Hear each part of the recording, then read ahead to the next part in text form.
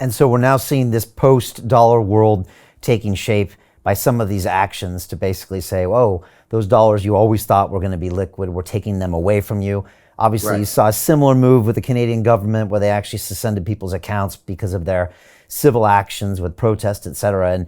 And we're seeing, G7 countries now making their own currencies less relevant in the future, something we never thought would happen to the dollar. Is that a reality, Jim? Are we going to see just a post-dollar world going forward? We're getting closer to that. It'll come in stages. Yeah, in Canada, they've gone full fascist. I mean, Trudeau's actually not smart enough to implement a fascist program, even though he wants it. But don't underestimate Chrystia Freeland. She's the deputy prime minister and also the minister of finance.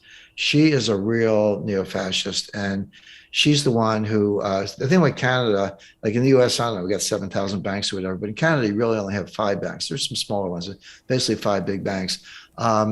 And during the trucker protests, which was completely nonviolent, yeah, it was. They were honking the horns at 3 in the morning. They blocked traffic. They shut down Central Auto. All true, but it was nonviolent, and all Trudeau had to do was walk out, meet the leaders of that group, and there were leaders.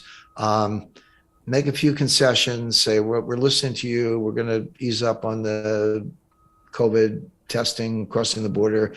If you're alone in a truck, who are you going to give COVID to? I mean, that's all he had to say. And they would have said thank you and gone home. Instead, they beat them in the streets. They trampled old women with horses. They arrested the truckers.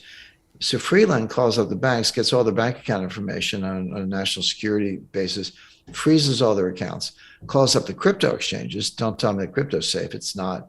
Calls up the crypto exchanges, freezes their crypto wallets, puts them in jail, pre-detention,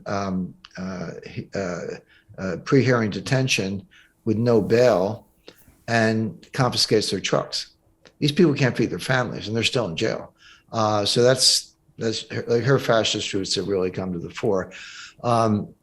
And in Canada, it kind of gets worse. And I have a place in Canada. I spent a lot of time there, so I kind of, and I know Freeland for better or worse, but I know her personally. So that's pretty bad. But yeah, going around the world, the key distinction, Brian, this is important. A lot of people mush them together. There's a payment currency and a reserve currency, and they can be the same. The dollar is the leading payment currency and the leading reserve currency. Replacing a reserve currency is tough. Replacing a payment currency is not so tough. You need some agreement, but this is coming together on multiple fronts. So you got the BRICS, but Brazil, Russia, India, China, and South Africa. But the BRICS are now sort of like BRIC plus. So because Argentina, Iran, Turkey, Kazakhstan, a lot of other countries have joined in these BRICS summits. So they're working on a payment currency process. Shanghai Cooperation Organization, Central Asia, led by China and Russia, that is working on the same thing. That group is working on the same thing, and they're getting new members. There's something called the, try to get the name right, Euro-Asian Free Trade Area, like EUFTA or something. It's sort of Russia's answer to the EU, but that's getting new members. And you can say, oh, who cares about Belarus? Well, sorry, it's a lot of grain, yeah, a lot of energy, Kazakhstan, Russia, Serbia. But again, you're getting adhesion from places like Iran and Turkey that actually are important. So all of these organizations are working on new payment systems, and it's not that difficult. For the exact reason you mentioned. It's like, okay, I don't like the US, I'm an adversary, I don't like what they're doing, but the dollar works. As long as you leave the dollar alone, I'll continue to use it, even though I disagree with everything you stand for. But when you mess with the dollar, when you actually weaponize it, and it has been for a long time, but this is an extreme, you froze the reserves of the Central Bank of Russia.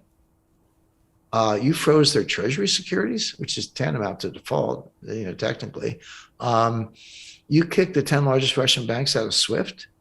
And Lavrov said 3 years ago, if you de-SWIFT us, which we call de-SWIFTing, if you de-SWIFT us, we consider it an act of war. Well, that, what goes around comes around. So yes, I think, and of course with electronic technology and digital currencies, not crypto as such, not necessarily blockchain, but central bank digital currencies, and you can create your own and you can create a new one without too much difficulty. There's a story breaking the other day. Um, Russia's asking India to pay for oil with UAE dinar. So not the dollar, but not the rupee. It's the dinar. Well, why? Well, Dubai is a financial center, a big one, a major transshipment center.